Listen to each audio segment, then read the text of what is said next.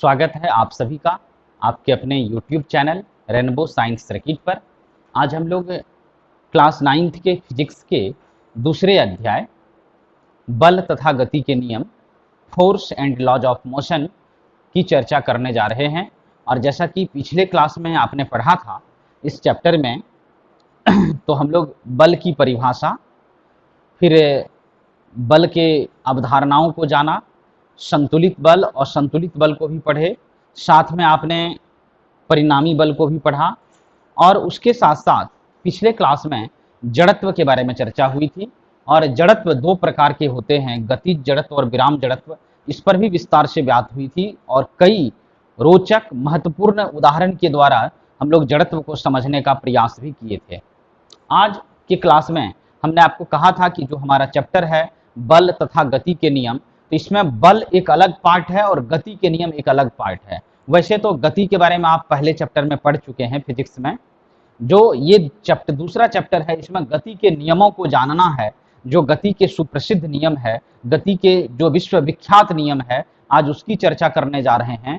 और आप इस बात को अच्छी तरह से समझ लें कि पूरे फिजिक्स का यह बेहद इंपॉर्टेंट टॉपिक है। एक तरह से अगर हम संक्षेप में कहें तो 9th क्लास का जो फिजिक्स है उसमें जितने भी इंपॉर्टेंट टॉपिक है उसमें सबसे इंपॉर्टेंट टॉपिक ये गति के नियम का टॉपिक है। इसलिए इस टॉपिक को आप सभी लोग ध्यान से समझने का प्रयास करेंगे और मुझे उम्मीद है कि सबों को बातें समझ में भी आएगी। बस आपको ध्यान से सुनना है, समझना है। अब क्या है कि इससे पहले जो आपने जड़त्व पढ़ा था, तो जड़त्व के बारे में आपने जाना कि जड़त्व वस्तु का मौलिक गुण है, मूल गुण है, जिसके कारण वस्तु अपनी वर्तमान अवस्था को बनाए रखना चाहता है, या कहा जाए कि वस्तु अपने वर्तमान अवस्था में परिवर्तन का विरोध करती है।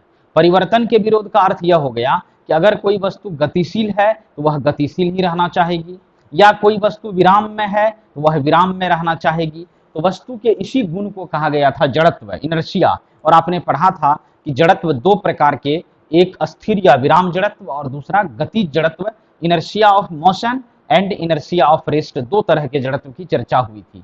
उसी जड़त्व से निकला हुआ है ये गति का नियम।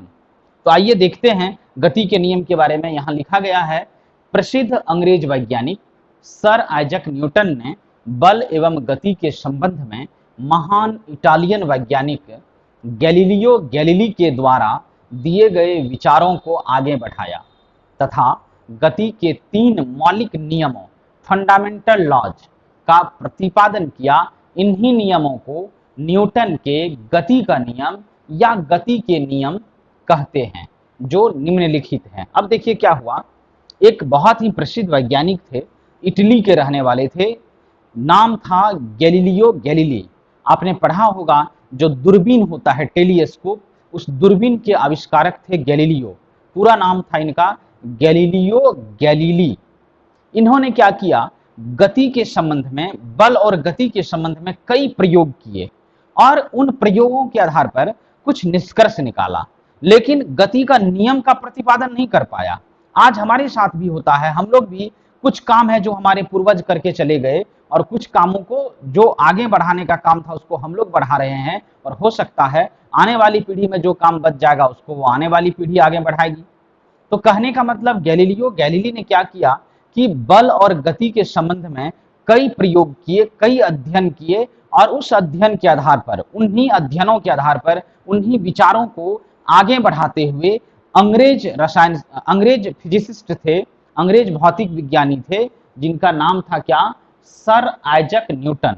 और यह न्यूटन किसी परिचय के मोहताज नहीं है। आप सभी जानते हैं विज्ञान में जहां भी अगर किसी वैज्ञानिक की चर्चा होती है तो वहां न्यूटन साहब सर्वोपरि होते हैं। बहुत बड़ा योगदान है, अमूल्य योगदान है विज्ञान को आगे बढ़ाने में, विज्ञान के सृजन में एक तरह से कहा जा सकता है न्यूटन का।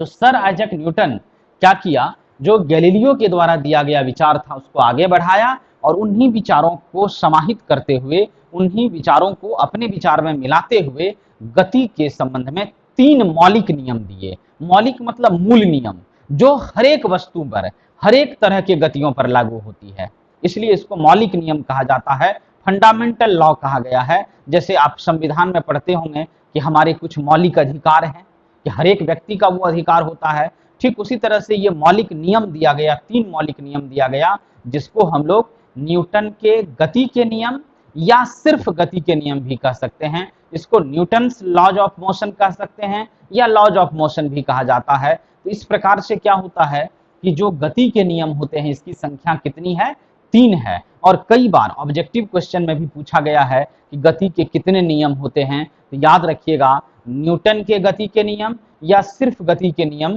कितने होते हैं, तो इसकी संख्या 3 होती है।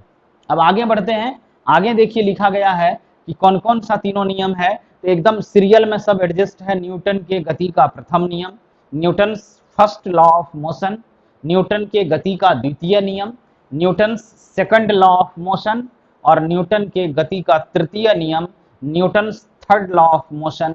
इस तरह से न्यूटन के गति के 3 नियम हैं और इस तीनों नियमों की चर्चा हम लोग अपने इस क्लास में बारी बारी से करेंगे। और सबसे पहले हम प्रथम नियम की चर्चा करने जा रहे हैं।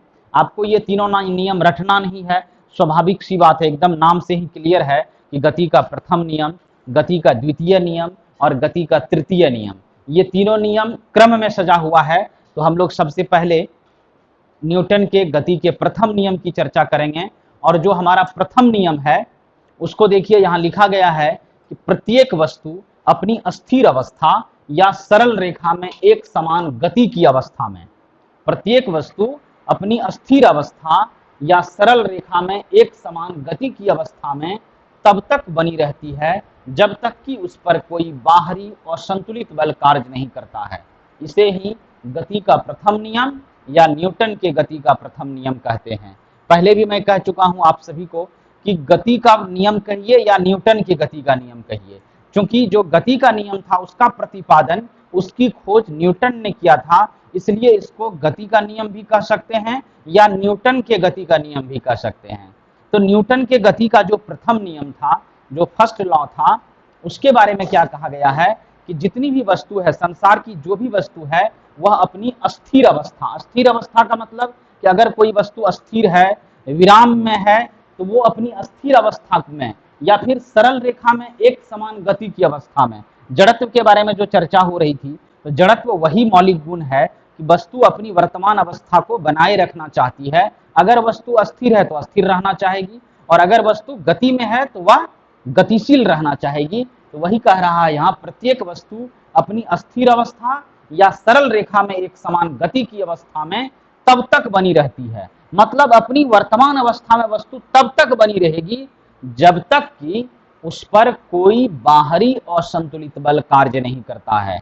मतलब यदि उस वस्तु पर आप अलग से कोई असंतुलित बल, कोई अनबैलेंस्ड फोर्स नहीं लगाते हैं, तो वस्तु अपनी वर्तमान अवस्था में से वो बदल नहीं सकती है, अपनी वर्तमान अवस्था को परिवर्तित नहीं कर सकती है। इसे ही गति का प्रथम नियम या न्यूटन के गति का प्रथम नियम कहते हैं। तो मुख्य रूप से इस नियम से जो बातें क्लियर हो पा रही है हम लोगों को कि कोई वस्तु अपने पूर्व की अवस्था या अपनी वर्तमान अवस्था में ही रहना चाहती है, वह अपने अवस्था में परिवर्तन का विरोध करती है।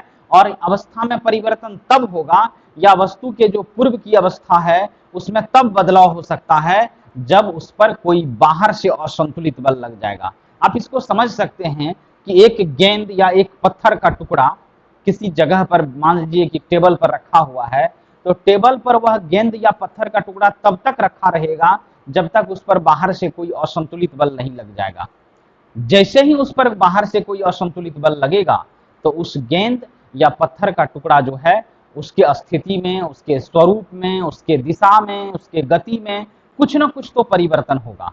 तो कोई वस्तु अपने पूर्व की अवस्था को या कहा जाए कि अपने वर्तमान अवस्था को वह तब तक मेंटेन करना चाहती है, तब तक रखना चाहती है जब तक कि उस पर कोई बाहरी असंतुलित बल कार्य नहीं करता है। यही गति का प्रथम नियम है, गति का पहला नियम है, फर्स्ट लॉ ऑफ मोशन है। अब देखिए फिर नीचे लिखा गया है, इस नियम से यह स्पष्ट होता है कि प्रत्येक वस्तु अपनी वर्तमान अवस्था, वर्तमान अवस्था का मतलब गति की अवस्था भी हो सकती है या विराम की अवस्था भी हो सकती है। अगर मैं कहूं कि मैं चुपचाप खड़ा हूं तो मेरी वर्तमान अवस्था क्या है कि मैं विराम में हूं, लेकिन अगर मैं गति करने लगूं तो मेरी वर्तमान अवस्था क्या है कि मैं गति कर रहा हूं। तो वर्तमान अवस्था का मतलब जिस अवस्था में वस्तु है, गति की अवस्था भी हो सकती है और विराम की अवस्था भी हो सकती है। वही चीज लिखा गया है। इस नियम से यह स्पष्ट होता है कि प्रत्येक वस्तु अपनी वर्तमान अवस्था, गति या विराम में परिवर्तन का विरोध करती है, क्योंकि किसी वस्तु के विरामावस्था में रहने अथवा एक समान वेग से गतिशील रहने की प्रवृत्ति को जड़त्व कहते हैं। यहाँ फिर एक बार आपको मैं ले चलूंगा जड़त्व की तरफ। वहां क्या देखे थे कि चलती हुई बस में जो बैठा हुआ यात्री था, बस जब अचानक रुकती है ब्रेक लगाने के बाद, तो यात्री का जो शरीर का ऊपरी हिस्सा है वो आगे की तरफ झुक जाता है। उसका कारण क्या हुआ था कि बस में जो यात्री गति कर रहा था, तो गति जड़त्व के कारण उसका संपूर्ण शरीर गति में रहना चाह रहा है, लेकिन जैसे ब्रेक लगा करके बस को रोका जाता है तो उस व्यक्ति का, उस यात्री का शरीर का निचला हिस्सा तो रुक जाता है जो बस के संपर्क में है, लेकिन जो भाग बस के संपर्क में नहीं है वह गति जड़त्व के कारण आगे बढ़ जाता है, जिसके कारण व्यक्ति आगे की ओर झुक जाता है। तो या फिर जब आप अस्थिर है, बस में बैठे हुए हैं, तो आपका पूरा शरीर अस्थिर रहना चाहेगा, लेकिन जैसे बस खुलती है अचानक, तो आपके शरीर का वह भाग जो बस के संपर्क में था वह बस के साथ आगे बढ़ गया और ऊपर का भाग अस्थिर रहना चाहता है तो हम पीछे की तरफ झुक जाते हैं। तो जड़त्व भी यही है कि वस्तु अपने पूर्व की अवस्था में, अपने पहले की अवस्था में वस्तु परिवर्तन का विरोध करती है कि जिस अवस्था में वस्तु है उस अवस्था में अगर कहीं परिवर्तन होने लगता है तो वस्तु उसका विरोध करती है, और इसी को हम लोग जड़त्व पढ़े थे। तो इसलिए यहाँ देखिए वही चीज लिखा गया है। इस नियम से यह स्पष्ट होता है कि प्रत्येक वस्तु अपनी वर्तमान अवस्था, गति या विराम में परिवर्तन का विरोध करती है, क्योंकि किसी वस्तु के विरामावस्था में रहने अथवा एक समान वेग से गतिशील रहने की प्रवृत्ति को जड़त्व कहते हैं। इसलिए गति के प्रथम नियम को जड़त्व का नियम या गैलीलियो के जड़त्व का नियम भी कहते हैं। मतलब यह जो गति का प्रथम नियम है, वेरी वेरी इंपॉर्टेंट बात है, आपसे परीक्षा में पूछा जाएगा कि जड़त्व का नियम किसे कहते हैं, तो आप कहेंगे कि जड़त्व का नियम तो हम लोग नहीं पढ़े हैं। तो याद रखिए, न्यूटन के गति का जो प्रथम नियम है, या न्यूटन के गति का प्रथम नियम या गति का जो प्रथम नियम है, उसी को हम लोग जड़त्व का नियम भी कहते हैं। तो आपको याद रखना है बढ़िया से कि जड़त्व का नियम क्या हो गया कि न्यूटन के गति का जो प्रथम नियम है, क्योंकि इस प्रथम नियम में भी हम लोगों को जड़त्व की ही चर्चा होती है, इसलिए गति के इस प्रथम नियम को हम लोग जड़त्व का नियम या गैलीलियो के जड़त्व का नियम कहते हैं। क्योंकि इस नियम का तात्पर्य यहाँ है कि गति का जो प्रथम नियम है इसको प्रतिपादित करने में गैलीलियो का बहुत बड़ा योगदान रहा, इसलिए उनके रिस्पेक्ट में, उनके सम्मान में गति का जो प्रथम नियम है इसको गैलीलियो के जड़त्व का नियम भी कहा जाता है। तो इसको गैलीलियो के जड़त्व का नियम भी कह सकते हैं और सिर्फ इसको जड़त्व का नियम भी कहा जा सकता है। तो इस प्रकार से जो बातें आज क्लियर हुई उसको हम लोग ऐसे समझें कि जो गति के नियम हैं, तो मुख्य रूप से गति के 3 नियम होते हैं, और ये जो 3 नियम हैं गति के, इसमें हम लोग जाने कि गति का प्रथम नियम, गति का द्वितीय नियम और गति का तृतीय नियम। तो कुल 3 नियम है और तीनों नियमों को हम लोगों को बारी बारी से पढ़ना था। उसमें से प्रथम नियम को आपने जाना, और प्रथम नियम को आप एकदम सरल शब्दों में याद कीजिए, परिभाषा छोड़ दीजिए जो लिखा गया है कि कोई वस्तु अपनी वर्तमान अवस्था को तब तक बनाए रखती है। वर्तमान अवस्था का मतलब यहाँ है कि अगर गतिशील है तो गति में रहना, और अगर विराम में है तो विराम में रहना, स्थिर रहना। तो कोई वस्तु अपनी वर्तमान अवस्था को तब तक बनाए रखती है जब तक कि उस वस्तु पर बाहर से कोई असंतुलित बल कार्य नहीं करता है। यदि वस्तु पर बाहर से कोई असंतुलित बल कार्य नहीं करता है तो इसका मतलब हो गया कि वह वस्तु अपने पूर्व की अवस्था में ही बनी रहेगी, पूर्व की अवस्था में परिवर्तन का विरोध करेगी। इसी को हम लोग गति का प्रथम नियम कहते हैं, और चूंकि इसी से जड़त्व के बारे में भी चर्चा हो जाती है, इसलिए इस गति के प्रथम नियम को जड़त्व का नियम भी कहा जाता है। अंतिम बात जो सबसे नीचे आपको दिख रही होगी, यह भी बहुत महत्वपूर्ण है, गति के नियम से रिलेटेड है, कि लिखा गया है, देखिए अंतिम पॉइंट है ये, गति के प्रथम नियम अथवा न्यूटन के गति के प्रथम नियम से बल की परिभाषा प्राप्त होती है। बहुत जरूरी चीज है जो जिसको हम लोग जानेंगे। अब देखिए बल के बारे में आपने क्या पढ़ा था कि बल एक भौतिक राशि है जो किसी वस्तु पर लगकर उसके स्थिति, अवस्था, स्वरूप में परिवर्तन लाता है या परिवर्तन लाने की चेष्टा करता है। कहने का तात्पर्य यह हो गया कि बल जो है वह किसी वस्तु पर लगेगा तो उसकी स्थिति में परिवर्तन लाएगा। और यहाँ देखिए, यहाँ भी वही चीज हो रहा है कि प्रत्येक वस्तु अपनी स्थिर अवस्था या सरल रेखा में एक समान गति की अवस्था में तब तक बनी रहती है, इसका मतलब अपने वर्तमान अवस्था में वह परिवर्तन का विरोध करती है। और विरोध करते करते कब परिवर्तन होगा? जब उस पर कोई बाहरी असंतुलित बल लगेगा। तो कहीं ना कहीं बल के बारे में हम लोगों को जानकारी मिलती है, बल के बारे में ज्ञान प्राप्त होता है कहां से? गति के प्रथम नियम से। इसलिए यहां लिखा गया है कि गति के प्रथम नियम अथवा न्यूटन के गति के प्रथम नियम से बल की परिभाषा प्राप्त होती है। तो जो बल की परिभाषा है वह हम लोगों को कहां से मिलती है? तो गति के प्रथम नियम से, फर्स्ट लॉ ऑफ मोशन से हम लोगों को बल की परिभाषा प्राप्त होती है। बेहद इंपॉर्टेंट है ऑब्जेक्टिव प्रश्न के लिए। जो ऑब्जेक्टिव टाइप प्रश्न पूछे जाते हैं, चाहे वो हमारी स्कूल की परीक्षा हो या फिर कॉम्पिटिटिव एग्जाम्स हो, दोनों जगहों पर पूछा जाता है कि बल की परिभाषा प्राप्त होती है। ऑप्शन होगा न्यूटन के गति का प्रथम नियम, न्यूटन के गति का द्वितीय नियम, न्यूटन के गति का तृतीय नियम, या इनमें से सभी या इनमें से कोई नहीं। तो आप याद रखेंगे कि न्यूटन के गति के प्रथम नियम, या सिर्फ कह सकते हैं गति के प्रथम नियम से बल की परिभाषा प्राप्त होती है। एक और प्रश्न होता है यहाँ जुड़ा हुआ कि बल का व्यंजक कहाँ से प्राप्त होता है? व्यंजक मतलब फार्मूला, सूत्र। तो आप याद रखेंगे कि बल का जो व्यंजक होता है, सूत्र होता है, वह गति के द्वितीय नियम से, सेकंड लॉ ऑफ मोशन से प्राप्त होता है, जिस पर हम लोग आगे चर्चा करेंगे। जब दूसरे नियम को पढ़ेंगे तब उस पर चर्चा होगी। अभी तत्काल बस आपको ये याद रखना है कि गति के प्रथम नियम अथवा न्यूटन के गति के प्रथम नियम से बल की परिभाषा प्राप्त होती है। हमें बल के बारे में जानकारी मिलती है, बल के अवधारणाओं का पता चलता है, और जो दूसरा नियम है उससे हम लोगों को बल का व्यंजक प्राप्त होता है, बल के सूत्र की प्राप्ति होती है, जिस पर हम लोग अगले खंड में चर्चा करेंगे जब गति के दूसरे नियम को जानेंगे। तो निश्चित रूप से मुझे लग रहा है कि जितना बड़ा नाम था पहले से गति के नियम का, तो यह कोई बहुत बड़ी चीज नहीं है, बहुत जटिल चीज नहीं है। बस आपको सरल भाषा में समझना है कि गति का प्रथम नियम बस इतना ही कहता है कि कोई वस्तु अगर गति में है तो वह गति करते रहेगी, कोई वस्तु विराम में है तो वह विराम में ही रहेगी, और तब तक वह अपनी अवस्था को बनाए रखेगी जब तक कि उस पर बाहर से कोई बल नहीं लगाया जाए। सोचिए, अगर आपका एक मित्र साइकिल चला रहा है तो ठीक है, जा रहा है, वह अपने आप नहीं रुकेगा, रुकने का कुछ कारण हो सकता है। ब्रेक लगा देगा, तो ब्रेक लगाता है तो ब्रेक लगाने से क्या होता है कि जो ब्रेक शू होता है हमारे टायर या रिम में जाके सटता है, तो वहां घर्षण बल लगता है, और घर्षण बल हमेशा विपरीत दिशा में लगता है, जिसके कारण साइकिल रुक जाती है। एक कारण ये हो गया रुकने का। दूसरा कारण, अगर पैडल देना छोड़ दे आदमी और साइकिल को ऐसे जाने दें, तो जमीन, जिस सड़क पर या जिस जमीन पर आपकी साइकिल चलती है, तो टायर और उस सतह के बीच भी घर्षण बल लगता है, उससे भी साइकिल रुक सकती है। तीसरा कारण हो सकता है कि धीरे धीरे हवा का भी घर्षण बल लगता है, उसके कारण भी साइकिल रुक सकती है। तो कहने का मतलब, गति अवस्था में अगर कोई वस्तु है तो वह तब तक गति में रहेगी जब तक उस पर कोई बाहर से बल नहीं लगाया जाए।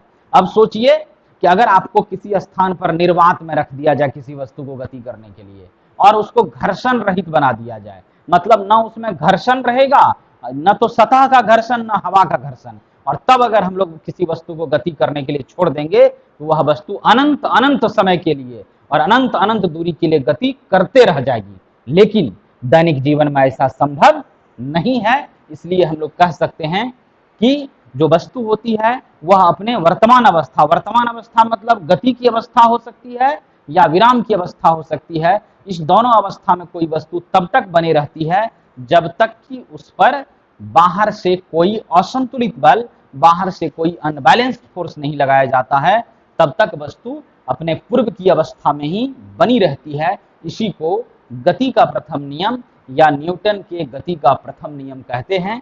इस प्रकार से आज के क्लास में गति के प्रथम नियम को हम लोग जाने, और अब अगले क्लास में जब हम आपसे मिलेंगे तो फिर और विस्तार से दूसरे नियम की चर्चा होगी। और हमने पहले आपको कह दिया कि दूसरे नियम से आपको बल का व्यंजक प्राप्त होगा, तो बल के लिए एक समीकरण भी हम लोग प्राप्त करेंगे, सूत्र भी प्राप्त करेंगे, और फिर उन सूत्रों की सहायता से हम कुछ न्यूमेरिकल्स को भी हल करने का प्रयास करेंगे। तो निश्चित रूप से जो आने वाला क्लास होगा वह इससे भी ज़्यादा महत्वपूर्ण होगा। इसलिए आप सभी लोग अगले क्लास का वीडियो ध्यान से देखेंगे और इस वीडियो को भी खूब बढ़िया से देखें, समझने का प्रयास करें, टेक्स्ट बुक का भी हेल्प लें और कहीं अगर दिक्कत हो तो आप हमें फ़ोन करके या कमेंट्स करके भी अपनी समस्या संक्षेप में रख सकते हैं। मेरा प्रयास रहेगा कि आपकी समस्या का समाधान कर सकूं और साथ में अगर वीडियो पसंद आई हो तब अपने दोस्तों के बीच इसे शेयर करेंगे। और एक चीज़ में आप सभी बहुत कंजूस हैं कि वीडियो को लाइक्स बहुत कम मिलता है, जबकि वीडियो देखते बहुत लोग हैं लेकिन लाइक्स नहीं करते हैं। इसलिए अगर आपको बात समझ में आती हो, थोड़ा बहुत भी समझ में आ रहा हो, तो समझ लीजिए कि आप निश्चित रूप से समझना शुरू कर दिए हैं। और खास करके वैसे लोग जिसको थोड़ा, जो कुछ लोगों को लगता होगा कि मैं बहुत कम समझ रहा हूँ, इसका मतलब है कि आप समझना शुरू कर दिए हैं। आप वीडियो देखिए। एक दो बच्चों का कल परसों मुझे फोन आया था, वो कह रहा था कि सर पहले चैप्टर में तो ठीक से मैं नहीं समझ पा रहा था, लेकिन अब बड़ा अच्छा लगता है पढ़ने में, खूब तन्मयता के साथ एकदम वीडियो देखते हैं, सारी बात को नोट करते हैं, समझते हैं। तो निश्चित रूप से निराश नहीं होना है किसी को, आप एकदम केयरफुल होकर के ध्यान से सुनिए। वही करत करत अभ्यास थे, जड़मत होत सुजान रसरी आवत जातते, सिल पर पड़त निशान। तो निश्चित रूप से मुझे उम्मीद है कि अगर आप बढ़िया से क्रमबद्ध रूप से पढ़ेंगे तो आपको भी सारी बात समझ में आएगी। और कहीं पर विशेष परेशानी हो तो मैं आपके मदद के लिए हमेशा तैयार हूँ, तत्पर हूँ। आप हमें फ़ोन करें, आपकी हर एक समस्या का समाधान हो जाएगा। तो इसी के साथ आज का क्लास समाप्त करेंगे और विशेष निवेदन वैसे लोगों से करेंगे जो अभी तक चैनल को सब्सक्राइब नहीं किए हैं। निश्चित रूप से आप चैनल को सब्सक्राइब करें। फिर मिलते हैं तब अगले वीडियो में, अगले क्लास में गति के दूसरे नियम को लेकर के। तब तक के लिए आपसे विदा लेते हैं। धन्यवाद। जय हिंद।